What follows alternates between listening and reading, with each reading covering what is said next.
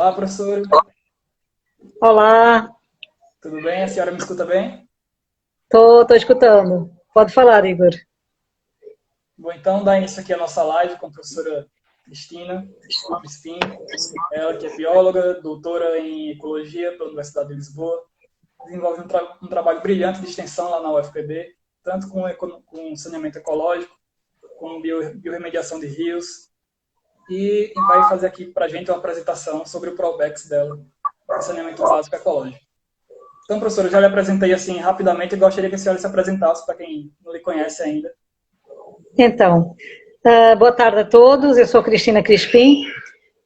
Nós trabalhamos na Universidade Federal da Paraíba e temos um projeto de extensão que visa, o título é Saneamento Básico Ecológico, como forma de diminuir impactos a rios e lençol freático.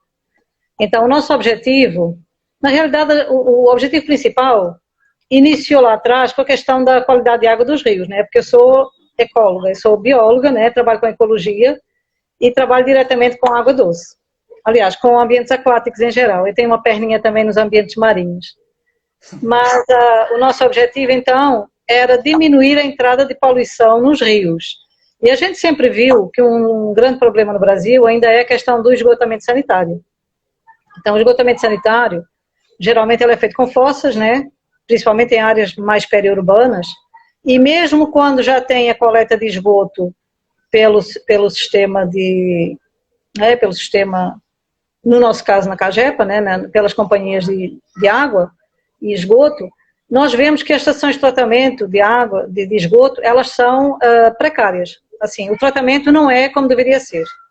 Então ainda sai uma grande quantidade de nutrientes. Por quê? Porque são lagoas de estabilização.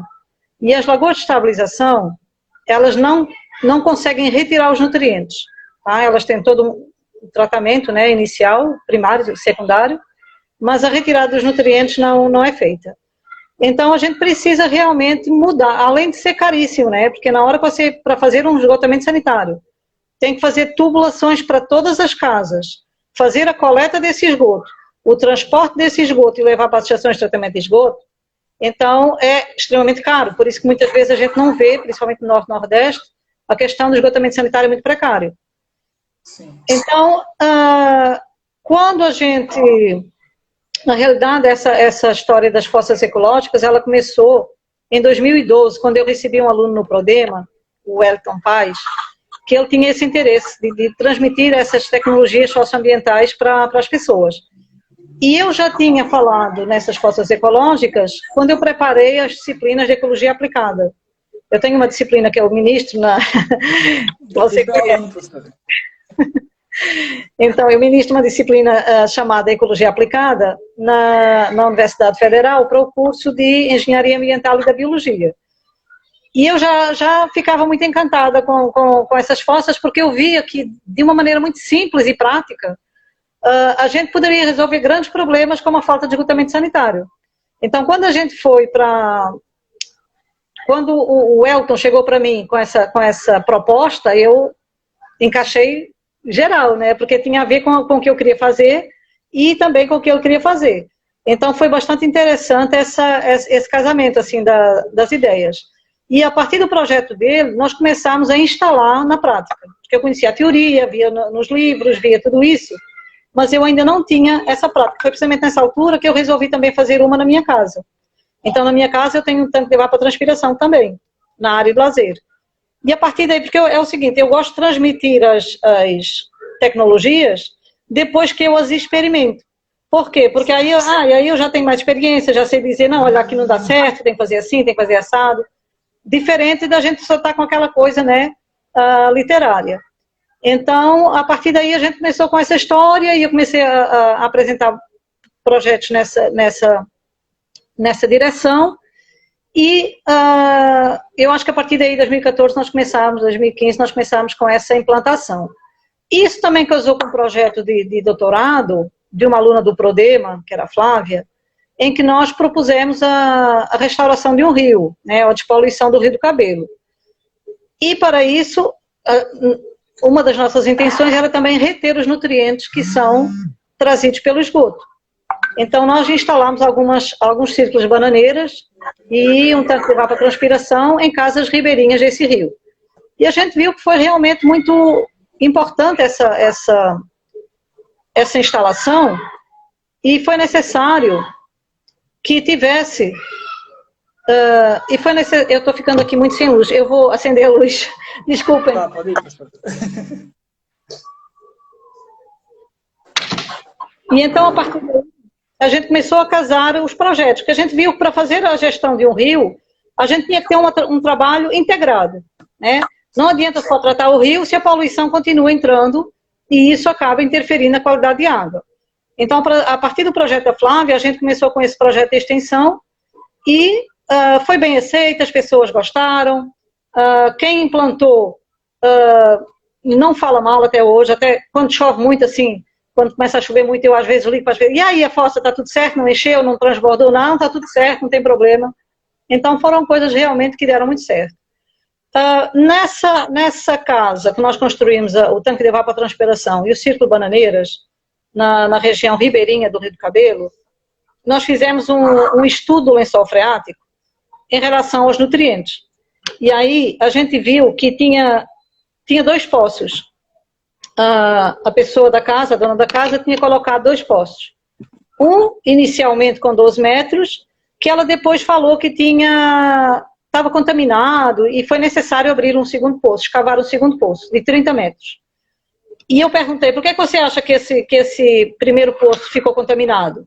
Aí ela dizia, não, isso é porque as raízes das árvores deixaram água amarela, aí não prestou, aí eu cavei outro poço. Mas ela nunca associou a questão da contaminação do poço com o tipo de fossa que ela tinha. Então, a fossa que ela tinha era uma fossa vazada.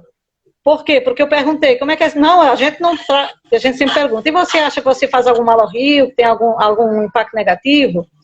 E ela dizia assim, não, a gente aqui gosta muito do rio, a gente convive com o rio há mais de 40 anos, sempre usamos muito o rio, agora é que ele está muito poluído, a gente não consegue usar, mas a gente aqui não tem tudo certo, a gente tem uma fossa. Aí eu perguntei, e essa fossa, quantas vezes já encheu? Aí ela olhou para mim e disse, não, nunca encheu. Aí eu disse assim, quantos anos você mora aqui? Ela, 48 anos. E eu disse assim, nossa, a sua fossa nunca encheu. Então ela estava vazando para algum lugar. Então, assim, as pessoas não têm essa noção, as pessoas não entendem, acham que tem uma fossa é daquele jeito, ou ela realmente é furada embaixo, que muitas fossas são furadas, ou alguns pedreiros, eu digo isso porque na minha casa fizeram isso, o pedreiro perguntou se eu queria que colocasse uns tijolos ao contrário. E eu, como assim uns tijolos ao contrário, no fundo, né? Eu, não, porque assim ficam os buraquinhos abertos e ela não enche. Eu disse assim, qual é o objetivo de fazer uma fossa se você vai colocar... Enfim, mas o que acontece é isso, a gente sabe que muitas fossas nunca encheram, por quê? Porque estão vazando. Então, quando eu analiso... E aí vem a importância de um projeto de extensão, né, professora? De levar informação para a comunidade que muitas vezes não tem esse conhecimento. E aí chega uma comunidade e levando informação para essas pessoas. Então, e eu quando disse, mas a sua fossa nunca encheu, então está vazando para algum lugar. Foi quando ela parou e ficou meio assim, sabe? Aí quando a gente analisou a água dos 2 poços dela, tanto o poço de 12 metros de profundidade quanto o poço de 30 metros tinha muita quantidade de nitrato, de amônia, de fosfato, todos os nutrientes que são originados da decomposição das fezes. E um ano depois que a gente construiu a fossa, aí a gente analisou novamente. E o que é que a gente viu? Que diminuiu em 4 vezes o nitrato, diminuiu em 5,5 vezes o nitrito, que o nitrito é tóxico, e diminuiu em 27 vezes o fosfato. Então, repara, tanto a água do poço mais raso, quanto a água do poço mais fundo, que ela usava efetivamente para consumo, elas estavam ricas em nutrientes. E aí, a amônia estava presente nos 2 também. Tanto a amônia quanto o nitrito, eles são tóxicos. O nitrato não é, né? O nitrato não é tóxico, mas o nitrato, quando entra no nosso organismo e sofre o processo digestivo, ele se transforma em nitrito, e o nitrito é tóxico. E o nitrito é cancerígeno. Então, repara, a gente pode estar, inclusive, aumentando a possibilidade de ter câncer, né? Doenças cancerígenas no aparelho digestivo, simplesmente pelo fato de estar tomando uma água contaminada. Então, quanto mais eu via essas coisas e quanto mais eu via a eficiência e a eficácia dessas fossas, mais eu ficava encantada por passar isso adiante. Então, nós fizemos algumas parcerias, isso no ano passado, aliás, no ano anterior, para o projeto do ano passado, com a Prefeitura de Santa Rita, né? Chegamos a elaborar o projeto, fomos aplicar o projeto, porque esse projeto, na realidade, ele envolve várias vertentes, não só a construção da fossa. Então, a gente quer que as pessoas entendam o problema de não ter uma fossa adequada, ou o problema de não ter uma fossa. Porque, geralmente, nas casas, as pessoas têm a fossa para as águas negras, ou seja, para a água do bojo. Mas muitas casas, principalmente na periferia, elas têm a água cinza a céu aberto. Então, o que é água cinza? A água cinza seria essa água de lavagem, água de sabão, água de lavagem. Que o pessoal, não, isso não tem problema, não tem festa, não tem contaminação, vai para o ambiente. Só que tudo isso acaba chegando no rio. Então, quando a gente passa, eu digo isso muito para meus alunos, quando a gente passa numa rua, não está chovendo, e você vê no meio-fio aquela aguinha escorrendo, aquilo é água cinza. Que vai para onde? Vai para a galeria pluvial. Que vai para onde? Vai para o rio. Então, a presença dessa água, apesar de não ter contaminantes, né, fecais, mas ela é muito rica em fósforo. E o fósforo é um indutor de eutrofização. O que é eutrofização? É quando o ambiente aquático ele se torna muito rico em nutrientes. É como se a gente estivesse adubando. A gente está adubando o ambiente. Então, se a gente aduba o ambiente, o que é que acontece? As plantas crescem. Vai proliferar de uma maneira sem controle nenhum. Isso. Então, se as plantas crescem, é o que a gente vê nos nossos rios. Se a gente for para o Rio Jaguari, para o Rio Cuiá, para o Rio do Cabelo, né, lá perto da praia, enfim, o que é que a gente vê? O rio coberto de plantas. Por quê? Porque nós estamos colocando adubo para essas plantas crescerem. Então, quando elas crescem demais, o problema não é elas crescerem ou aparecerem ou estarem lá. O problema é quando elas crescem demais. Costuma-se dizer, né, tudo que é demais não presta. E na realidade é o seguinte, quando elas crescem demais, que tapam toda a superfície do rio, o que é que vai acontecer? Não entra luz. Então, quando você tem um sistema que não entra luz, você não vai ter processos de produção primária. Concorda? Se não tem luz, não tem fotossíntese. Então, aquelas plantas estão lá. As plantas produzem oxigênio. Mas para onde é que vai o oxigênio de uma planta que tem as folhas para a atmosfera? Vai para o ar. Então, se ela não está dentro da água, o oxigênio vai para o ar. E a gente não precisa de mais oxigênio no ar, a gente precisa de oxigênio dentro da água. Então, além disso, quem realiza a fotossíntese no ecossistema aquático vai ser quem? Vai ser o fitoplâncton, basicamente, e o perifíton, né, que são as microalgas que estão na água. Só que se essas plantas não têm luz, não vão estar produzindo como deve ser. E nós vamos ter outro problema, é que se tem muita planta, vai ter muita degradação. Muitas folhas morrendo, muito pedaço caindo, tudo isso vai para o fundo e vai decompor. Então, se nós temos aumento nessas taxas de decomposição, nós vamos ter aumento das bactérias decompositoras e dos fungos, vai haver consumo de oxigênio e o oxigênio da água diminui. E aí a gente começa a ter também reações químicas que elevam o mau cheiro, né, por conta do sulfato presente na água. Ou seja, a gente passa a ter um ambiente em degradação e não em produção. Então, tudo isso afeta a biodiversidade, principalmente os peixes, né? Coitado dos peixes, que é que mais precisa de oxigênio, são os que primeiro desaparecem. A senhora comentou sobre a separação do sistema, né? Águas escuras e águas cinzas. E no sistema convencional isso não ocorre na prática. Mesmo que tenha acesso ao esgotamento sanitário, não tem uma separação do sistema, não vai tudo junto. Eu queria que a senhora comentasse o porquê disso ocorre, porque a gente sabe que isso acaba encarecendo o sistema de tratamento, né? Porque as águas cinzas, em tese, necessitam de um tratamento menor, digamos assim, em relação às águas escuras.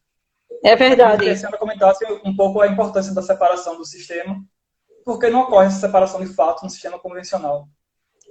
Então, no sistema ecológico, a gente faz essa separação por quê? Você já falou muito bem. Porque na fossa do tanque de evapotranspiração, a fossa para a água negra, a fossa para o bojo, que vem com as fezes, ela precisa de um tratamento mais adequado. Ela precisa de um tratamento em que a fossa seja impermeabilizada para não ocorrer infiltração, contaminação ambiental. Enquanto que a outra água é muito mais simples. Né? Como você mesmo falou, e como eu já tinha falado, é mais rica em fósforo. Né? Não tem tantos patógenos, não tem uma série de coisas que não vão contaminar tanto o ambiente. O problema é esse fósforo chegar no ambiente aquático. Tá? Então, o que acontece? Enquanto a gente tem essa água cinza, num processo muito simples de tratamento, a gente faz simplesmente o círculo de bananeiras. Então, o círculo de bananeiras, ele vai trazer vai ser feito apenas um buraco com 1 metro de diâmetro por 1 metro de profundidade, em que a gente vai colocar troncos, pedaços de madeira lá dentro.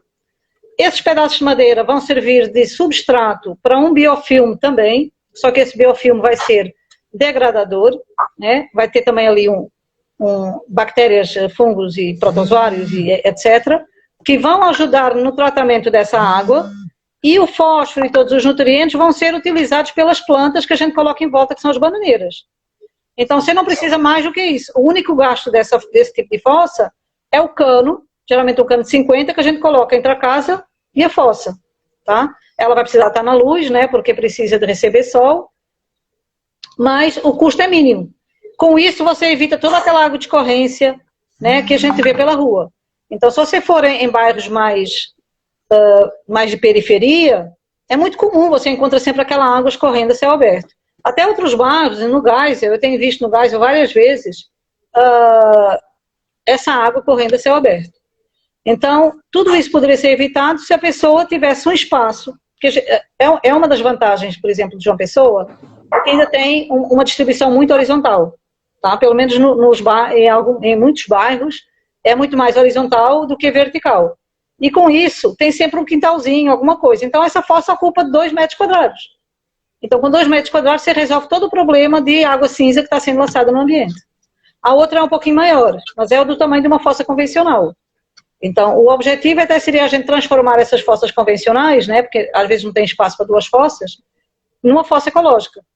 A fossa ecológica do tanque de evapotranspiração, ela é muito mais barata de ser construída do que uma fossa convencional. Por quê? Primeiro, a fossa convencional, em geral, tem 2,5 metros, 3 metros de profundidade. Essa daqui não, é 1,5 metro. Então, você já gasta menos tijolo, cimento, por aí.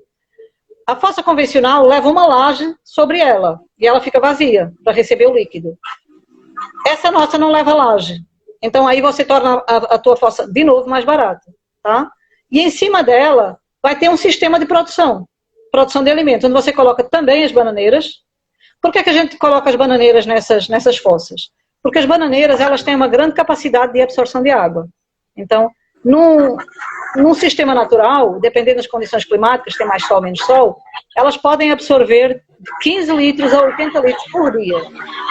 Então, isso é o suficiente. Se a gente contar quantas vezes o banheiro, né, o bojo vai tirar água, se uma descarga de bojo tem mais ou menos os 8 litros, aí a gente tem essa noção que 2 bananeiras resolve sem problema.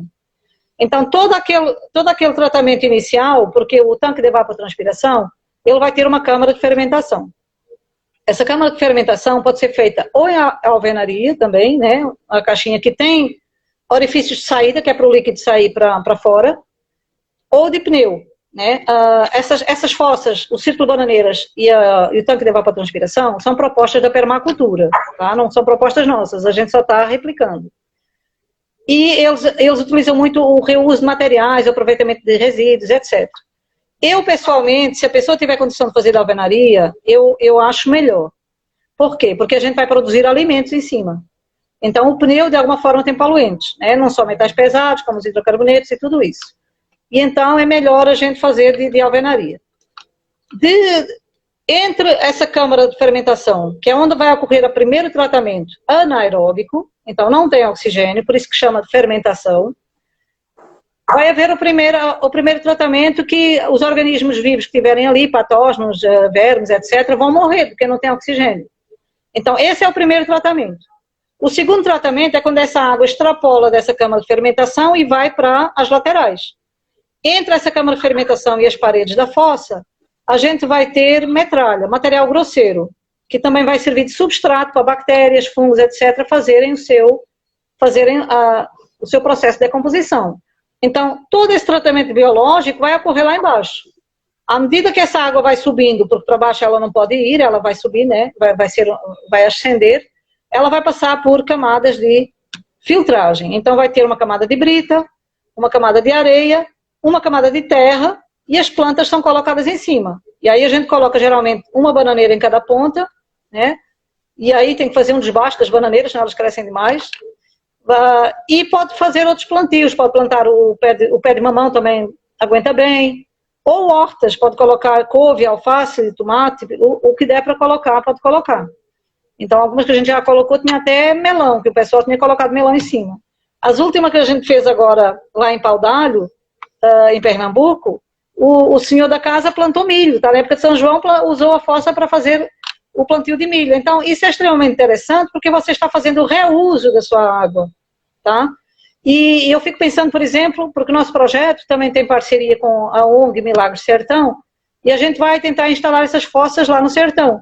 Porque lá, como é muito mais limitado em relação à disponibilidade de água, aí a gente pode tentar fazer algo de reuso ali para que as pessoas possam manter, não percam aquela água. Além de não poluir o ambiente, ela acaba sendo aproveitada na produção de alimentos. Professora, eu acho que deve ser uma dúvida muito comum entre os consumidores, digamos assim, do sistema, que é se os alimentos podem ser consumidos sem nenhum problema. Então, boa pergunta, né? Porque todo mundo fica logo... Sabe aquela história de comer jambo do cemitério? Eu não como jambo do cemitério, né? Eu como. Porque é o seguinte, na realidade, tudo são processos naturais. A matéria orgânica morta, né, a matéria orgânica residual, seja as fezes, seja, né, no caso do cemitério, as pessoas que morreram, etc., elas vão sofrer processos naturais de mudança, né? Então, eles vão passar, aquilo vai deixar de ser o que era, e vai se transformar em carbono, nitrogênio, fósforo, magnésio, potássio, por aí fora. Então, nesse processo de decomposição, que são os ciclos biogeoquímicos, a gente volta a ter novamente nutrientes, volta a ter novamente compostos que são naturais, e é o que as plantas vão absorver, são chamados sais minerais. Né? Todo mundo lembra, desde o primário, que as plantas, para realizar fotossíntese, absorvem água mais sais minerais. Então, esses sais minerais é que vão dar a vida àquela planta, porque vão ser o próprio corpo daquela planta, do que for. Por que é que não tem problema fazer isso? Porque as plantas têm um sistema radicular, as raízes, elas só absorvem água mais sais minerais. Elas não absorvem bactérias, lombrigas, vermes, e por aí fora, entendeu? Então, não há esse perigo, porque as plantas só conseguem absorver água com os sais minerais dissolvidos na água. Tudo que seja particulado não consegue entrar. Além disso, mesmo assim, né, sabendo disso, já há várias pesquisas que mostram que os frutos e as folhas não têm contaminação gerada da própria fossa. Aliás, trabalhos que mostraram que dentro daquele espaço da fossa tinha menos contaminação do que fora do espaço da fossa. Então, por quê? Porque ali está tratado, ali já sofreu todo um processo de tratamento. Enquanto fora, não. Fora acaba tendo fezes de animais e algumas coisas que acabam contaminando também o ambiente. Então, podem comer a banana à vontade, né? Eu já comi muita banana de fossa.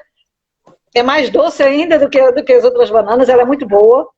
E o sistema é de segurança. A gente aqui trabalha muito com compostagem. E aí eu sempre digo que a compostagem ela fecha o ciclo do alimento orgânico, do resíduo orgânico. Né? E é o mesmo caso aqui do sistema de saneamento ecológico, que aí fecha o ciclo também do alimento. Isso. A senhora comentou no início que, infelizmente, no Brasil, acho que mais de 100 milhões de pessoas não têm acesso ao esgotamento sanitário.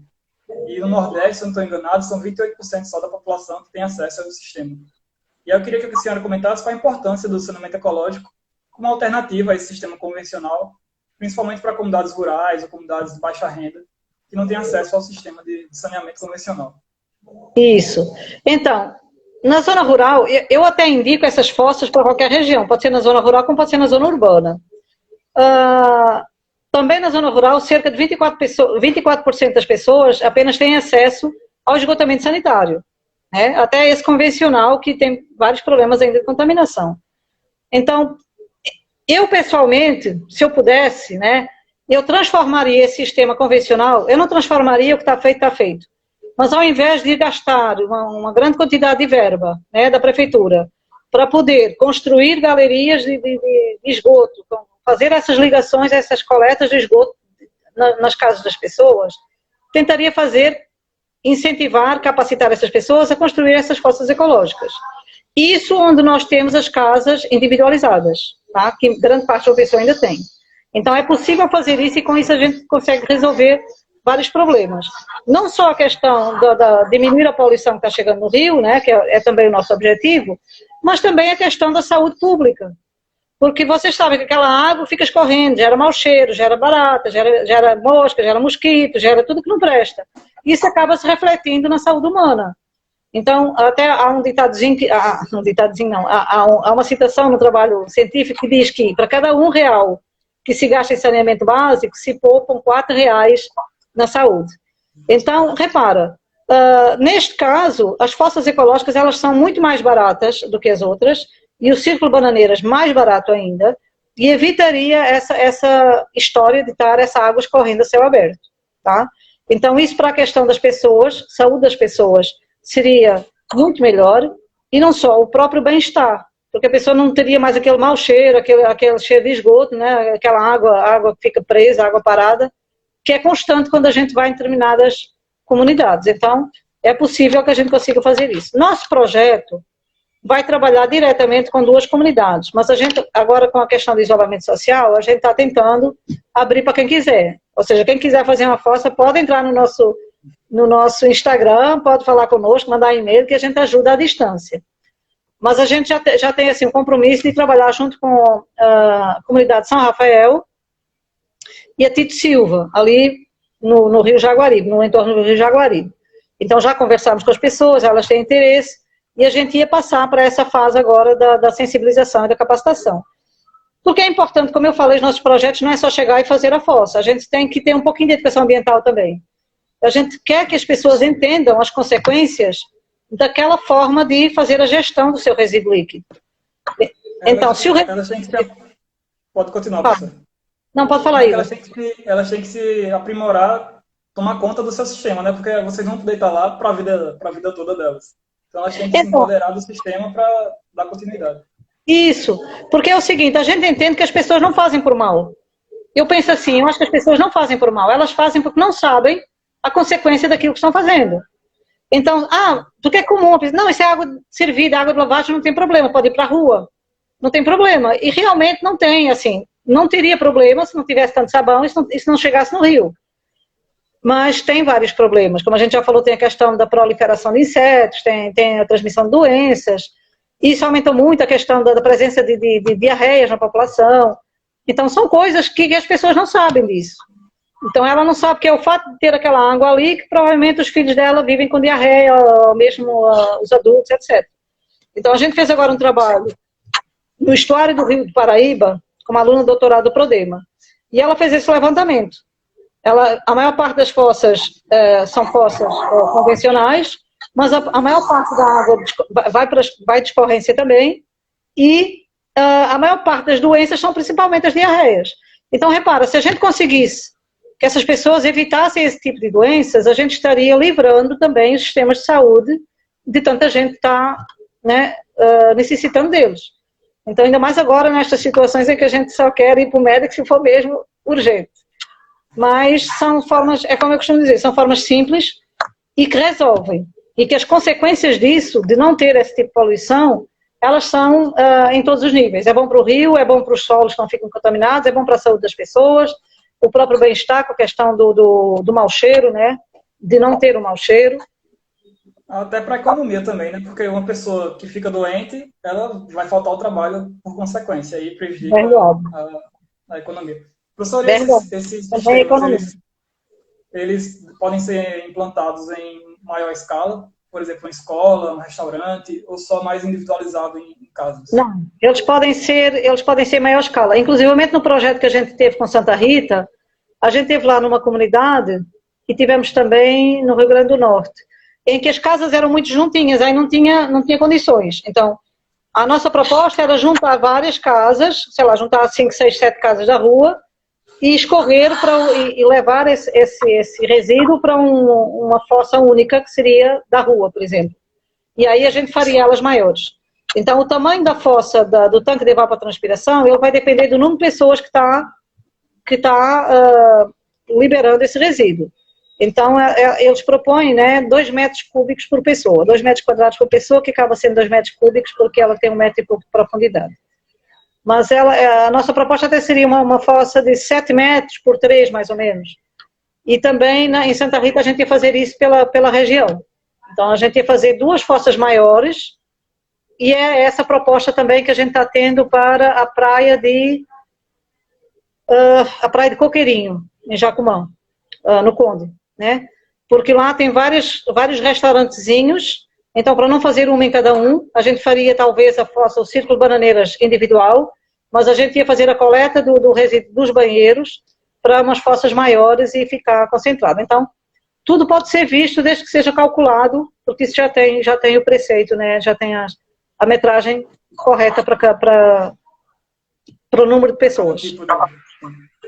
Esse dos bares é interessante porque acho que até no Jacaré, há um tempo atrás, né, quando existiam ainda aqueles bares, muitas vezes o esgoto ia direto para ali o rio, e foi assinado o TAC, vários TACs, e mesmo assim não deu jeito, até que a solução foi retirar os bares, quando a solução podia ser bem mais simples. Então, eu costumo dizer que às vezes, né, ali também foi questão de legislação, etc., não tinha como fugir. Mas eu costumo dizer que às vezes, ao invés de a gente dizer, não, você está fazendo errado, tem que sair, a gente pode dizer, não, você está fazendo errado, vamos corrigir. Porque às vezes nem é necessário tanta verba e consegue-se manter as ações, porque a gente sabe que as pessoas precisam ter a renda, né? As pessoas precisam ter o poder econômico. E o que a gente precisa é fazer com que essas atividades elas sejam menos impactantes. Então, eu não quero que ninguém perca o emprego, não quero que ninguém saia dali, eu quero realmente é que ela deixe de fazer a poluição para o rio que fazia. E isso, como a gente está divulgando, pode ser feito de uma forma muito simples e muito barata. Então, eu acho que... Mas eu acredito que no ano que vem, a gente está fechando um projeto, né? No ano que vem, acredito que ali na região do Jaguaribe, a gente vai conseguir ter uma ação mais incisiva. A gente fez alguns testes, não com a construção das fossas ainda, mas a nível da biorremediação no próprio rio. Mas o projeto que a gente vai aplicar no ano que vem será incluindo também a construção das fossas. Como falei para vocês, a gente tem que fazer as ações integradas. Não adianta só corrigir o rio ou só fazer segurar o esgoto, mas ainda tem muitos problemas no rio, enfim. Tem que ser ações integradas para a gente ter um resultado melhor. Maravilha. Perguntaram aqui, professora, se pode ser construído também para prédios de até 100 pessoas. 5 pessoas, você quer dizer 5 apartamentos, 100, né? 100 pessoas. 100 pessoas. Isso. Pronto, tudo vai depender do tamanho dessas fossas. A gente pode também fazer sistemas integrados. Então, digamos que a fossa não vai ser o suficiente porque vai ter água demais. O que é que a gente pode fazer? A gente pode fazer essa fossa com dreno para um sistema de wetland, ou jardins filtrantes. O jardim já é um jardim que já pode ser do próprio edifício. Então, o fato de ser edifício não impossibilita. Tem que ser feito o cálculo de maneira que não haja depois problema de estar essa água extravasando. Então, se a gente vê que o espaço, porque tudo depende do espaço que a gente tem. Então, se a gente tiver um espaço que seja grande, né, a edifícios tem espaços muito grandes. Então, aí dá para fazer tranquilo uma fossa maior, ou fazer várias fossas, dividindo no prédio, né, para uma fossa para um lado, uma fossa para o outro. Tudo isso pode ser revisto, pode ser analisado e pode ser proposto. Se a gente vê que tem pouco espaço, aí a gente pode tentar fazer as fossas menores, mas com um sistema integrado de jardinagem, que é os chamados wetlands artificiais. Entendi. Eu esqueci de comentar, mas vocês podem mandar perguntas aqui para a professora, que eu vou repassando aqui na medida do possível. Sobre os apartamentos ainda, às vezes tem que ver também a disponibilidade de espaço que o prédio tem, né, para adaptar o sistema. E também, às vezes, não é possível tratar 100%, mas, não sei, uma porcentagem, 50% dos apartamentos, alguma coisa assim, já é um benefício.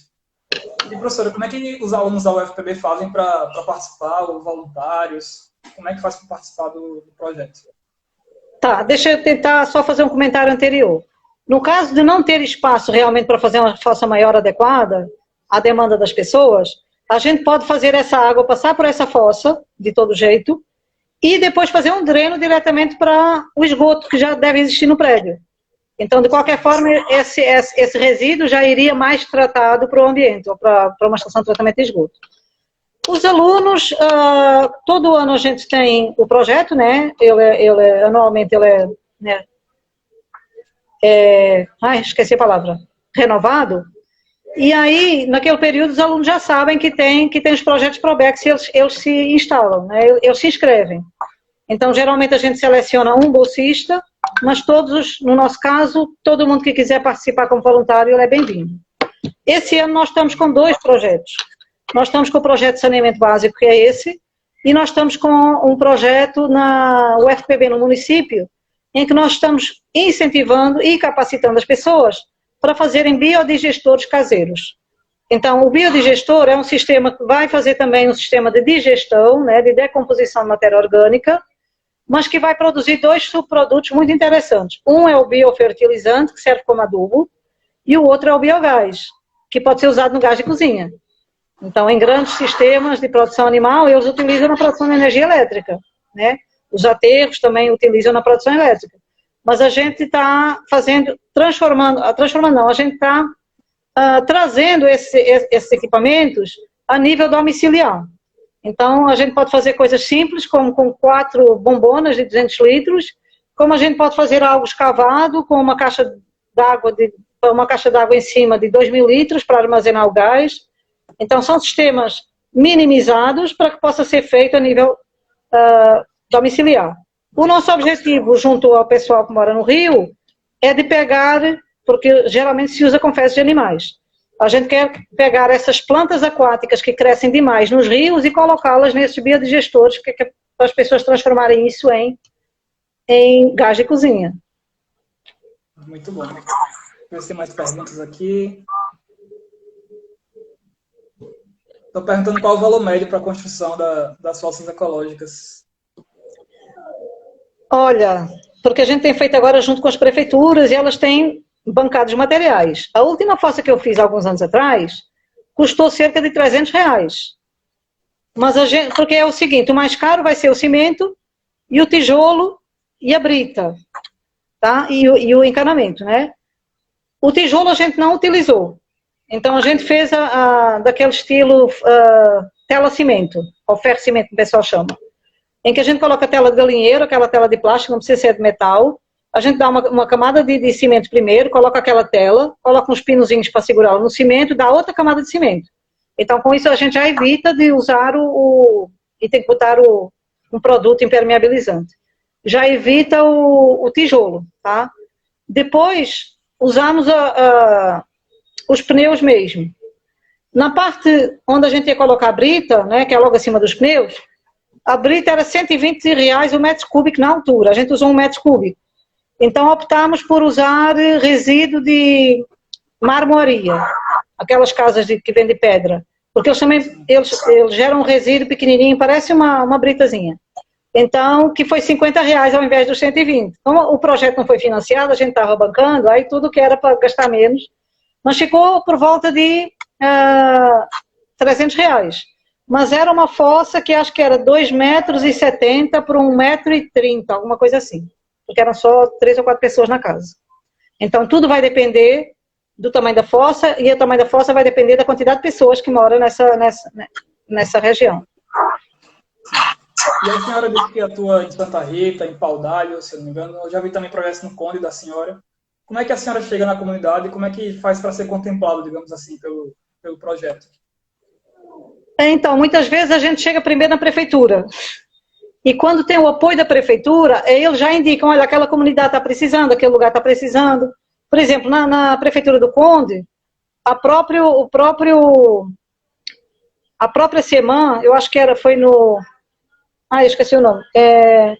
Onde produzem as mudas, né, o viveiro. Então, o viveiro da prefeitura da Semã instalou no próprio viveiro já uma fossa modelo. Então, a partir daí, depois porque a gente faz tipo oficina para ensinar, tá? Então, fazemos também tipo mutirão. Todo mundo ajuda, todo mundo vai lá botar os pedaços de metralha, quem é mais específico, né, pedreiro ou alguém que saiba do assunto, vai fazer as paredes, vai fazer o fundo, mas, na realidade, a gente acompanha todo o processo para aprender. Porque o nosso objetivo não é só fazer a fossa em si, é as pessoas entenderem como funciona, entenderem a diferença de ter um tipo de fossa e outro, e, ao mesmo tempo, elas poderem divulgar, né? Então, a divulgação desse conhecimento para a gente é muito importante. Com certeza. E depois que vocês implantam o sistema numa comunidade, por exemplo, quanto tempo tem um acompanhamento depois para saber se está dando tudo certo? quais os cuidados que as pessoas devem ter já com o sistema implantado para que Certo. ele funcione corretamente. Então, os cuidados a ter é o seguinte, nós estamos lidando com um sistema vivo. Então, nós temos bactérias, temos fungos, a gente não pode colocar produtos muito fortes. Por exemplo, ácido muriático, soda cáustica, porque isso realmente vai matar as bactérias e elas vão deixar de fazer o tratamento. Então, o que a gente orienta é que as pessoas não façam esse tipo de uso. Água sanitária, detergente de louça, detergente do chão, essas coisas pode usar tranquilo, né? Até de preferência mais diluído, pode jogar na fossa, não tem problema. Agora, outros produtos químicos mais fortes, a gente evita, seja ácido, seja básico, porque aí vai alterar realmente, e chega nas plantas e as plantas morrem também. Então, sempre lembrar que nós estamos lidando com o sistema vivo. O cuidado maior é esse. Na hora da implantação, é ver o local, porque o local tem que ser iluminado, né? Quanto mais luz, quanto mais sol, mais fotossíntese as plantas estão realizando, e com isso mais água está sendo tirada do sistema de tratamento para a atmosfera. Essa água ela vai ser devolvida como água pura para a atmosfera, pelos processos de evapotranspiração. Então, por isso que ela geralmente não enche, ela não vai encher.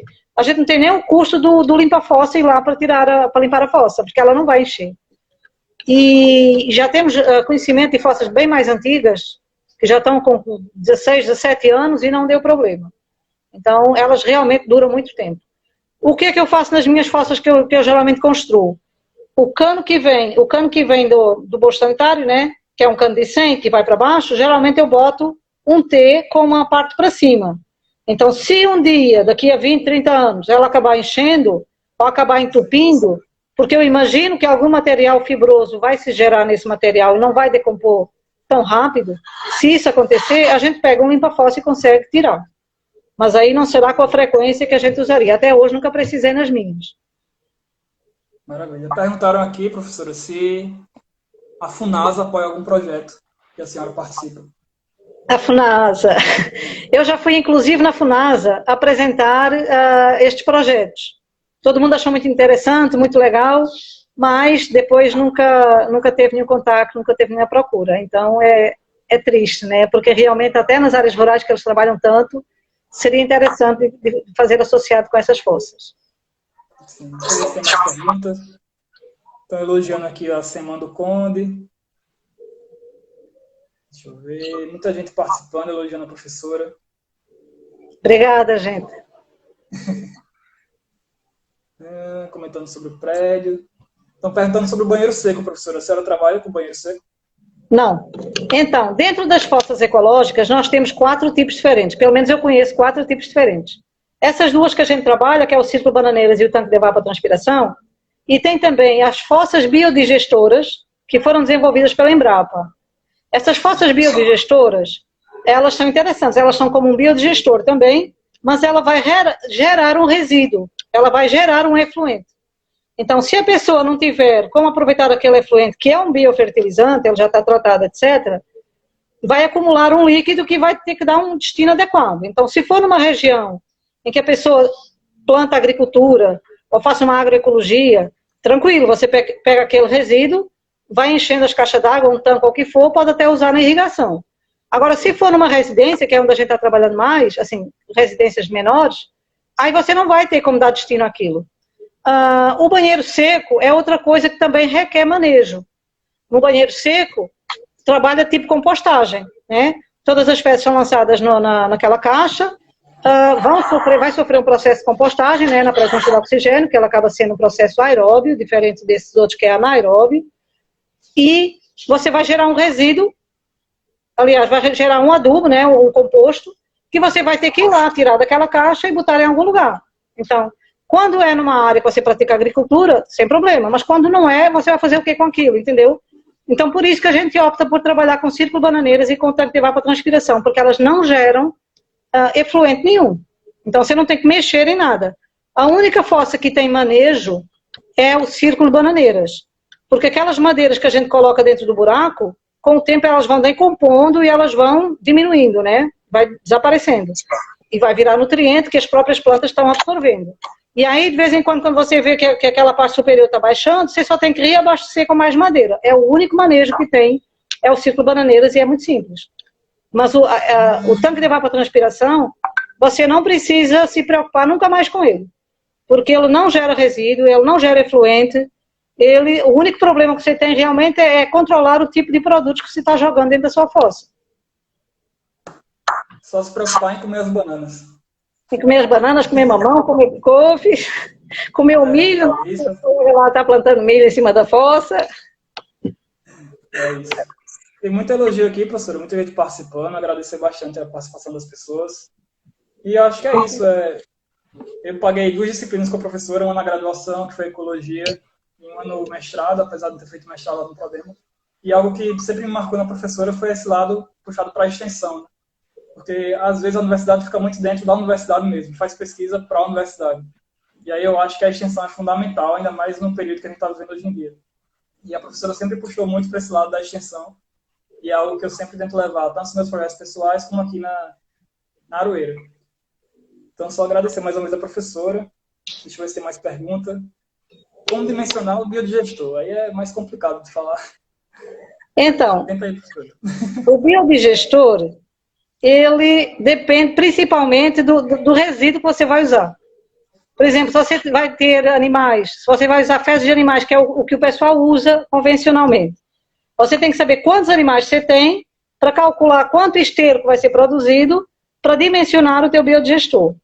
No caso das plantas que a gente está tentando propor, ou no caso da pessoa, por exemplo, eu tenho um biodigestor caseiro na minha casa que eu utilizo com fezes de cachorro, porque era a única coisa que sobrava. Eu fazia compostagem com resíduo orgânico. Depois pensei, esse material todo, casca de fruta, isso aqui é bom para criar galinha. Aí comecei a criar galinha. Aí não tinha mais resíduo orgânico nenhum em casa. Mas tinha os cachorros, porque o cocô de cachorro não dava para ninguém. E aí eu pensei, eu vou fazer um biodigestor caseiro. Aí fiz aqui em casa, só que o meu está mal feito. Eu estou esperando que o meu filho até hoje venha corrigir. Porque ele está perdendo gás. Eu estou perdendo gás. Mas eu estou produzindo um ótimo biofertilizante. Eu estou usando esse biofertilizante, inclusive, para a produção de microalgas, culturas microalgas, que eu trabalho também com plâncton. Então, vejam que, mesmo em casa, a gente pode fazer, adequar o tamanho desses equipamentos, seja o biodigestor, seja a fossa, seja o que for. Maravilha. Perguntaram aqui, professora, se os beneficiários do projeto recebem algum tipo de documento, como a planta de localização das fossas, algum certificado, alguma coisa. Então, no final, os alunos de extensão, eles recebem um certificado de participação no projeto, né? E todo o material que é produzido, inclusivamente a gente faz publicações, os alunos participam desses materiais, desde que estejam trabalhando em parceria. Agora mesmo, nesse momento, a gente está com um capítulo de um livro, né, um livro até internacional, que já nos mandou para fazer as correções e a gente está agarrado nisso, mas os alunos ficam sempre envolvidos em tudo que é realizado. Seja no dar o curso, no fazer o trabalho de extensão, eles têm que fazer relatórios, né, no final.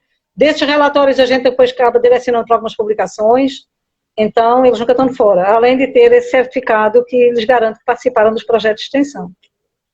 Em relação às pessoas das comunidades, acho que seria interessante a prefeitura, não sei, dar algum tipo de desconto, algum imposto, alguma coisa. Tem algum benefício nesse sentido que eles recebem? Algum certificado, Então, alguma coisa? não. No momento ainda não. E nas comunidades a gente meio que está chegando. A nível de prefeitura a gente está trabalhando mais ativamente. Mas nas comunidades a gente está chegando. E a gente espera que nesse ano, porque seria, por exemplo, interessante, eu até digo isso na minha própria casa, seria interessante, já que eu não gero resíduo, né? O meu lixo é uma sacolinha de plástico por semana, só com o resto de plástico. Então, as pessoas realmente deveriam ter, mas eu acho que já tem alguma coisa, mas eu não sei se engloba essa questão do resíduo líquido, que é na prefeitura tem uma lei que dizia que se a pessoa tivesse tantos por cento da casa sem estar impermeabilizado, tinha 10% de desconto no IPTU. Se tivesse cisterna, tinha 10% de desconto no IPTU. Se tiver, entendeu? Então, para cada ação, até chegar ao valor de 50%. Isso era um projeto de lei quando eu li. Eu não sei se foi aplicado e se foi aprovado. Mas eu acho que algo nesse sentido seria bastante interessante. A pessoa receber pagamento de IPTU, etc. Nessas comunidades, que provavelmente não pagam IPTU, não sei, talvez pudesse haver outro tipo de compensação, porque realmente, se cada pessoa passasse a ser responsável pelo tratamento dos seus resíduos, o benefício para a prefeitura, em termos econômicos, seria muito interessante. Com certeza.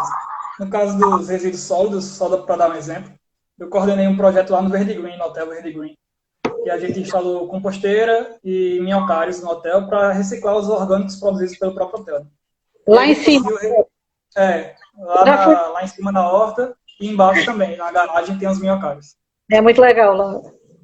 E aí a gente conseguiu reciclar acho que 20% dos orgânicos gerados no hotel e a partir disso conseguiu negociar com o Elu uma redução na taxa que eles pagam de coleta. Porque a taxa de coleta lá era em torno do volume gerado, de resíduo gerado pelo hotel. E aí, como 20% estava sendo desviado do aterro, né, a gente conseguiu conversar com o Elu para tentar diminuir essa taxa. Então, acho que podia ser pensado alguma coisa para o resíduo líquido também. Né, semelhante, com certeza. A gente tem um exemplo da Impasa. A Impasa também faz a compostagem lá e também diminui muito a quantidade de resíduo que vai para o aterro. Com a Silvana, foi nossa aluna também, a querida Silvana. Muito boa. Professora, faltam só 9 minutos para acabar o tempo aqui do Instagram, porque é uma live, ele corta com 1 hora. Então, se a senhora tiver alguma consideração final para fazer, fica à vontade. Então, o que eu posso dizer é o seguinte, é que eu costumo criticar a mim mesma, né? Quando eu vejo muita coisa sendo mal feita, muita coisa assim, cara, a culpa é nossa, nós somos professores e não conseguimos fazer as pessoas entenderem, nós não conseguimos repassar para as pessoas a importância de fazer isso ou fazer aquilo. Então, quando a gente está nessa situação de criticar, sabe? É muito fácil criticar. A gente diz sempre assim, não, porque isso aqui está muito ruim, a cidade é feia porque tem isso, ou porque tem aquilo. E aí eu pergunto, e nós, o que é que nós fazemos para mudar isso? Então, eu acho que cabe, e agora, cada vez mais na situação em que nós estamos vivendo, né, mudando, acho que o mundo vai ficar um pouquinho diferente, né, a nossa consciência vai ter que mudar um pouquinho, a gente não sabe até que ponto isso são causados, ainda agora eu estava assistindo uma live do Leonardo Boff, em que ele mostra que a Terra, a Mãe Terra, né, ela está dando a resposta. Então, de tanta agressão, de tanta destruição, a gente associa muito o vírus, o Covid, com, foi o morcego que passou do morcego para o homem. Esse vírus já existe na natureza há centenas de anos, milhares de anos. Por que só agora ele está dando essa reviravolta? Por que agora está acontecendo isso? Então, realmente a gente tem que repensar as nossas atitudes, as nossas posturas, os nossos comportamentos em relação ao ambiente. O ambiente tem um limite. O planeta Terra tem um limite. E nós já extrapolamos todos os limites possíveis e imaginários. Então, se a gente quer água para beber, se a gente quer ar para respirar, a gente tem que pensar em formas um pouco mais equilibradas, né, de agir em relação a esse ambiente. Então, não adianta a gente querer explorar e continuar explorando, né, com tantas consequências negativas. O capitalismo ele acaba aumentando muito a pobreza das pessoas e destruindo muito o ambiente. Então, a gente tem que repensar essa forma econômica com que nós lidamos hoje em dia. Nós temos que adaptá-la de maneira que ela não acabe sendo uma forma degradadora de nós mesmos. Então, nós vemos que essa situação acaba se refletindo. Aí, o professor Leonardo Boff dizia, sabe quando você atiça um cachorro, atiça, ele vai, rosna, mas chega uma hora que ele vai querer te morder. Então, é isso mais ou menos, essa é mais ou menos a resposta que o planeta Terra está dando para a gente. Porque a gente está usando, ela está segurou, e segundo o professor Boff, ela até dizia que no dia 27 de abril nós conseguimos extrapolar os limites máximos que eram permitidos. Assim, que eram possíveis de existir, que a Terra conseguiria suportar. Então, chega a um ponto que realmente vai haver uma resposta. Então, para todas as ações, há reações. Né? Toda uma ação minha vai causar uma reação, seja ela qual for. Então, a gente pode tentar mudar essa forma de convívio com a natureza. A gente pode tentar ser menos agressivo. A gente já tem, assim, há décadas que a gente já está mudando essa postura. Por exemplo, a agroecologia. A agroecologia é uma maneira de você conseguir produzir seus produtos de uma forma menos impactante, de uma forma mais saudável e de uma forma que você não vai degradar tanto o ambiente. Então, já há grupos, já há muitas pessoas no planeta como um todo que se preocupam com isso. Então, em cada função, os sistemas de reciclagem, eu agora esqueci o nomezinho, os ciclos, né? E os sistemas zero de produção, até nas indústrias, né, que tem a questão do ciclo completo, para você não estar gerando resíduo.